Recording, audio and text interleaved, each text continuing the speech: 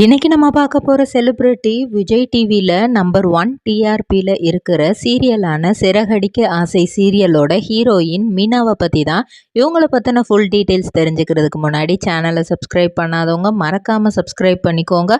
அப்போ தான் நாங்கள் போடுற வீடியோஸ் உங்களுக்கு நோட்டிஃபிகேஷனாக வரும். வாங்க வீடியோக்குள்ளே போகலாம். முத்து மீனா பேர் மக்கள் எல்லார் மனதையும் கவர்ந்த ஒரு பேர்னே சொல்லலாம். இவங்க ரியல் லைஃப்லையும் பேர் ஆனால் அவ்வளோ சந்தோஷமாக இருக்கும் அப்படின்னு எதிர்பார்க்கப்பட்டுச்சு. ஆனால் முத்துவுக்கு இப்போ தான் ரீசெண்டாக மேரேஜ் ஆச்சு. மீனா ரோலை ரொம்பவே சூப்பராக பண்ணிகிட்ருக்காங்க. இவங்களோட உண்மையான பெயர் கோமதி பிரியா. இவங்க மதுரையில் இருக்கிற நரிமேடு அப்படிங்கிற இடத்துல 1996ஆம் ஆண்டு பிப்ரவரி மாதம் 8ஆம் தேதி பாலகுமாரன் அப்படிங்கிறவங்களுக்கு மகளாக பிறந்திருக்கிறாரு. இவங்களுக்கு ஒரு தங்கச்சியும் ஒரு தம்பியும் உண்டு. நல்லா படிக்கிறாங்க. பக்கத்தில் உள்ள கார்ப்பரேஷன் ஸ்கூலில் தான் அவங்க சேர்ந்து படிக்கிறாங்க. 4th ஸ்டாண்டர்ட் வரைக்குமே அவங்க ரொம்பவே ஜாலியாக, ஏன்னா அவங்களோட குழந்தை பருவத்தை ரொம்பவே என்ஜாய் பண்ணி தான் படிக்கிறாங்க. அதை பற்றினா பெருசாக அந்த படிப்பை பற்றி பெருசாக எந்த ஒரு இதுவுமே இல்லை. ஏன்னா அவங்களோட அப்பா நகை ஆசாரியாக இருந்திருக்கிறாங்க. அந்த இதை கணக்கு போடுறது, இந்த மாதிரி அக்கௌண்டன்ட் வேலையெல்லாம் பார்த்துருக்குறாங்க. சொந்தமாக வீடே அந்த டைமில் வாங்கிட்டாங்க. அது மட்டும் இல்லாமல் மதுரையில் 2-3 ஹோட்டல்ஸ் கூட ஓனாக அவங்க வாங்கி வச்சுருந்தாங்க. ஆனால் அப்படியே நல்லா இவங்க வளர்ந்து வந்துகிட்டே இருக்கும்போது இவங்க 4th ஸ்டாண்டர்ட் அந்த முடிக்கிற டைமில் அவங்க அப்பாவுக்கு எல்லாமே லாஸில் போய் முடிஞ்சிருச்சு. ஸோ எதுவுமே அந்த ஹோட்டல் லாஸ் ஆனனால அடுத்தடுத்து அவர்னால் பணத்தை பெரட்டி எதுவுமே பண்ண முடியலை. ஸோ டோட்டல் லாஸு, வீடே விற்க வேண்டிய சூழ்நிலை. எல்லாத்தையுமே விற்று ஃபஸ்ட்டு அவங்க அம்மாவோட ஜுவல்ஸ் எல்லாம் விற்று ஒரு சிலதை கிளியர் பண்ணுறாரு. அப்படி இருந்தும் பணம் பத்தலை. அதனால வீட்டையுமே விற்று அவங்க என்ன பண்ணிடுறாங்க அப்படின்னா இதெல்லாம் பண்ணிடுறாங்க. அப்போ அவங்க அம்மா இவங்க பசங்க எல்லாருக்கிட்டையும் சொன்ன ஒரு விஷயம், ஏன்னா தம்பி தான் கடைசி, இவங்கக்கிட்டையும் இவங்க தங்கச்சிக்கிட்டையும் அவங்க ஒன்றே ஒன்று தான் சொல்லியிருக்காங்க. படிப்பு தான் உங்களுக்கு எல்லாமாவும் இருக்கணும். எந்த இடத்துலையுமே படிப்பை மட்டும் நீங்கள் விட்டு கொடுத்துடவே கூடாது அப்படிங்கிற மாதிரி சொல்லியிருக்காங்க. அப்போ கோமதி பிரியாவுக்கு அது பெருசாக மைண்டில் ஏறல. அப்போ ரொம்ப சின்ன குழந்தனால அது பெருசாக தெரியலை. அவங்க 8th ஸ்டாண்டர்ட் படிக்கிற வரைக்குமே அது ஒரு பெரிய இதுவாக தெரில. எப்பவும் போல் அஸ் யூஷுவல் அவங்க படிச்சுட்டே வந்திருக்காங்க. ஆனால் அதுக்கப்புறம் அவங்க கொஞ்சம் பெரிய பிள்ளை ஆனதுக்கப்புறம் தான் இதுதான் நம்ம வீட்டோட சிச்சுவேஷன், இதுக்கப்புறம் நம்ம படித்து தான் ஆகணும், நம்மளும் இந்த குடும்பத்துக்காக ஏதாவது பண்ணணும் அப்படிங்கிற மாதிரி யோசித்து 9th ஸ்டாண்டர்டில் ரொம்பவே சூப்பராக படிக்கிறாங்க. 10th நல்ல மார்க் எடுத்து ஒரு நல்ல கோர்ஸ் எடுத்து நம்ம லைஃப் செட்டில் ஆகணும் அப்படின்னு யோசித்து 10th ஃபுல் அண்ட் ஃபுல் காலையில் கிட்டத்தட்ட 4 மணிக்கெலாம் எந்திரிச்சிலாம் படிப்பாங்களாம். 474 மார்க் எடுத்திருக்கிறாங்க.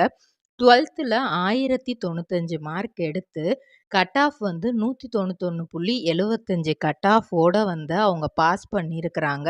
ஸோ நெக்ஸ்ட் ஸ்டேஜ் அப்படிங்கும்போது இந்த கட் ஆஃபுக்கு டாக்டர் சீட்டு கிடைக்காது. ஆனால் இன்ஜினியரிங் படிக்கலாம் அப்படின்னு சொல்லிட்டு சென்னை இன்ஸ்டியூட் ஆஃப் டெக்னாலஜி, சென்னையில் இசிஇ கோர்ஸ் எடுத்து படிக்கிறாங்க.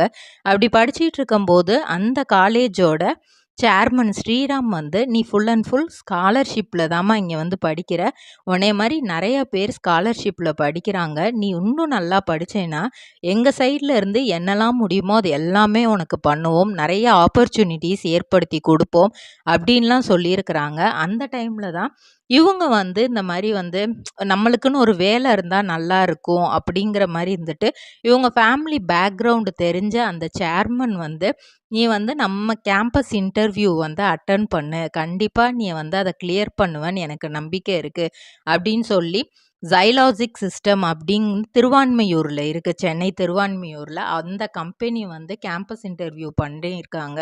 அதில் செலக்ட் ஆகி டெஸ்டிங் இன்ஜினியராக வேலைக்கு சேர்ந்துட்டாங்க. 15,000 ரூபாய் சம்பளத்தோட அந்த வேலைக்கு சேர்றாங்க. ரொம்பவே சந்தோஷமாக தான் அந்த வேலையை பார்த்துக்கிட்டே இருக்காங்க. அப்படி பார்த்துட்டே இருக்கும்போது அவங்களுக்கே ஒரு இடத்துல நம்ம லைஃப் இப்படியே தான் போயிருமா அப்படிங்கிற மாதிரி ஒரு இது. ஒரு சைடு அப்பா வந்து ஏதோ ஒரு வேலை கொஞ்சம் பார்க்கணுமே, ஃபேமிலிய பார்க்கணுமேன்றதுக்காக ஒரு வேலை பார்த்துட்ருக்காங்க. நம்ம கூட பிறந்த இன்னும் 2 பேர் இருக்காங்க. அவங்க படிச்சுட்ருக்காங்க. வெறும் இந்த 15,000 சம்பளத்தில இந்த சென்னையில நம்மனால சர்வை பண்ணிற முடியுமா? நம்ம வீட்டையும் பார்த்துக்கிற முடியுமா? அப்படிங்கிற யோசனை இவங்களுக்கு நெறையாவே வர ஆரம்பிச்சுச்சு. நம்ம பார்ட் டைமா ஏதாவது பண்ணுவோம். ஏன்னா, இவங்க சின்னதிலேயே வந்து குடும்பத்தோட கஷ்டத்த தெரிஞ்சு 9த் ஸ்டாண்டர்ட்லாம் படிக்கும்போது அவங்க அம்மா வந்து டெய்லர். ஸோ, அதனால வந்து கூடவே சேர்ந்து இவங்களும் வந்து இந்த பட்டன் தைக்கிறது, எம்மிங் பண்றது, இந்த மாரி வேலைகள்லாம் வந்து நெறைய பண்ணி குடுப்பாங்களாம். ஸோ, வந்து நம்ம பார்ட் டைம்ல நம்ம வேலையும் பார்ப்போம். வேலை பார்த்துட்டு வந்துட்டு சும்மா தானே இருக்கோம் ஈவினிங் டைமு அப்டின்லாம் யோசிச்சிருக்காங்க.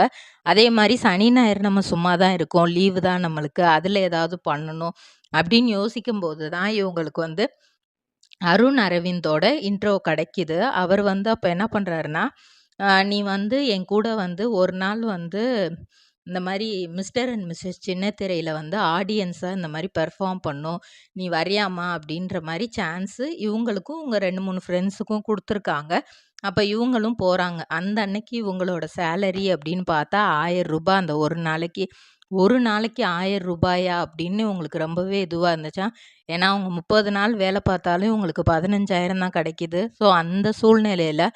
1000ங்கிறது ரொம்ப பெரிய விஷயமா இருந்தது. ஸோ, அதுக்கும் போயிட்டு போயிட்டு ஜஸ்ட் அட்டெண்ட் பண்ணிட்டு வந்துட்டாங்களாம். அப்போதான் வந்து சீரியல்ல இருக்கிறவங்கலாம் இவ்வளோ ஃபேமஸ் ஆவாங்களா? அந்த இது நடக்கிறதெல்லாம் பார்த்து தான் இவங்களுக்கு கொஞ்சம் கொஞ்சமா இவங்க மனசுக்குள்ள ஆசை ஒரு ஓரத்துக்குள்ள வந்திருக்கு. ஆனா நம்மளுக்கெல்லாம் எங்க சான்ஸ் கிடைக்க போது? அப்படிங்கிற மாரி நெனச்சுட்டு, அந்த ஆசைய வந்து ஒரு ஓரமா வச்சுட்டு, அதுக்கப்புறம் நம்ம ஒரு நாள் வந்து அவங்களுக்கு யோசனை வருது. நம்ம சனி, ஞாயிறு இந்த மாரி கிடைச்சிச்சு போனோம். இதே மாரி ஏதாவது ஆடிஷன் இருந்தா கலந்துக்கிட்டா நம்மளுக்கு சான்ஸ் கிடைச்சா ஏன்னா இவங்க எல்லாருமே பணக்காரங்களா இருக்காங்க. அப்ப நம்மளும் நடிச்சா பணக்காரர் ஆயிரலாம். நம்ம வீடு வாங்கிரலாம். நம்ம அம்மா, அப்பாவ பழையபடி இது பண்ணிரலாம்.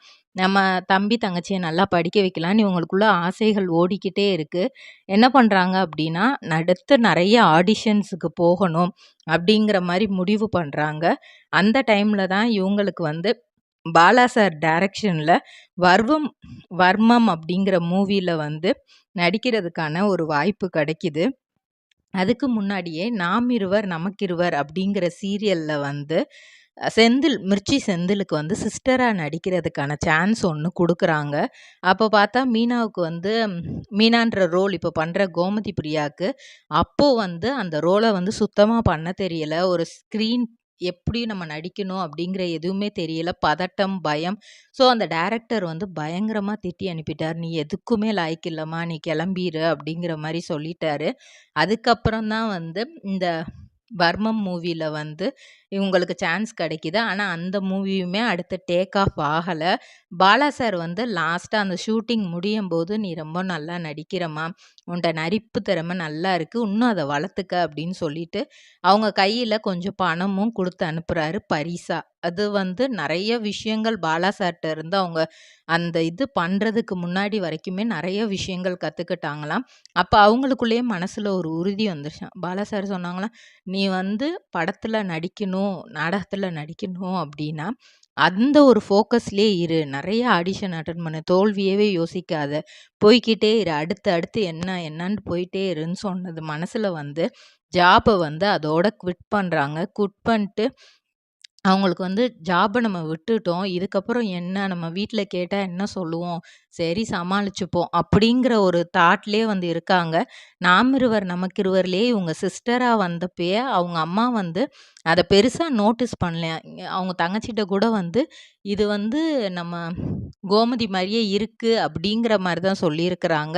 அவங்களும் அத பெருசா வெளிய சொல்லிக்கல. ஏன்னா டைரக்டர் திட்டி அந்த ஒரு சீன் மட்டும் தான் அவங்க நடிச்சாங்க. அதுக்கப்புறம் நடிக்கல. இதுக்கப்புறம் கலர்ஸ் தமிழ்ல அவங்களுக்கு கிடைச்ச வாய்ப்பு தான் ஓவியா சீரியல்ல ஓவியாவா நடிக்கிற வாய்ப்பு. அப்பயுமே 2018ல வீட்டுக்கு சொல்லவே கிடையாது. அக்டோபர் மந்த் இந்த சீரியல் ரிலீஸ் ஆகுது. இந்த சீரியலோட ப்ரோமோ போடுறாங்க. அவங்க அம்மா ஃபோன் பண்ணி, இந்த மாரி வந்து கோமதி நீ பாரு, அந்த சீரியல்ல வந்து உன்ன மாரியே ஒரு பொண்ணு வந்து நடிக்குது அப்படிங்கும்போது தான் இவங்க சொல்றாங்க, "அது நான் தாம்மா. ஃபர்ஸ்ட்டே சொன்னா நீங்க திட்டுவீங்க, ஏதாவது நெனைப்பீங்க." ஏன்னா அவங்க அப்பா, அம்மா வந்து ரொம்பவே ஸ்ட்ரிக்ட். ரொம்ப ரொம்ப ஸ்ட்ரிக்ட்டு. படிப்பு, ஜாபு இந்த மாரி தான் வந்து இது பண்ணுவேன். ஏன்னா வந்து அவங்க எந்த மாரிலாம் சம்பாரிச்சாங்க அப்டின்னா, அந்த காலேஜ்ல சில கவர்மெண்ட் எக்ஸாம்ஸ்லாம் நடக்குமா. அதுக்கு இன்விஜிலேஷன் கூட அந்த சேர்மன் வந்து இவங்கள போட்டு அதுக்கான அமௌண்ட்டெல்லாம் வந்து குடுத்துருக்காராம். அந்த அளவுக்கு சம்பாரிச்சவங்க. ஸோ வந்து அவங்க ஓகே. அவங்க அம்மாவும், அப்பாவும் வந்து ஓகே உனக்கு என்ன புடிச்சிருக்கோ நீ பண்ணு. அவங்க அப்பா எப்பவுமே இத தான் சொல்லுவாராம். உனக்கு என்ன புடிச்சிருக்கோ, உனக்கு என்ன தோணுதோ அத நீ பண்ணு அப்டிங்கிற மாரி, நீ பார்த்துக்கோ அப்டிங்கிற மாரி விட்டுட்டாங்க. ஸோ, அந்த சீரியல் வந்து நல்லா நடிச்சுக்கிட்டு இருக்காங்க. அதுக்கப்புறம் அவங்களுக்கு வந்து ஹிட்லர் காரி பெல்லம் அப்படிங்கிற ஒரு தெலுங்கு சீரியல்ல நடிக்க வாய்ப்பு கிடைக்குது. தெலுங்கு பேசவே தெரியாது. அங்க போய் நம்ம என்ன பண்ண போறோம் அப்படின்னு பல யோசனை.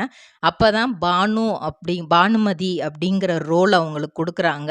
டப்பிங் ஆர்டிஸ்ட் எல்லாமே பேசுறாங்க. ஆனா ஃபேஸ் எக்ஸ்பிரஷன் எல்லாமே சூப்பரா குடுத்துடுறாங்க. நிருப்பம் பாரிட்டலாவோட சேர்ந்து வந்து இவங்க நடிக்கிறாங்க. அவங்க தான் ஏஜே அப்படிங்கிற ரோல் பண்றாங்க. அந்த இது நல்லா முடிச்சுட்டு, அதுக்கப்புறம் இவங்களுக்கு திரும்ப விஜய் டிவில வேலைக்காரன் சீரியல்ல வாய்ப்பு கிடைக்குது. அதுல நல்லா நடிச்சிட்டு இருக்கும்போது தான், அவங்க வீட்ல ஒரு சோகமான விஷயம் வந்து ஒண்ணு நடக்குது. அவங்க அப்பா வந்து பாண்டிச்சேரி போயிட்டுருந்த டைம்ல வந்து, அவர் ஆக்சிடென்ட்ல அங்க இறந்துர்றாரு. இந்த விஷயம் அவங்க அம்மாக்கு தெரிய வருது.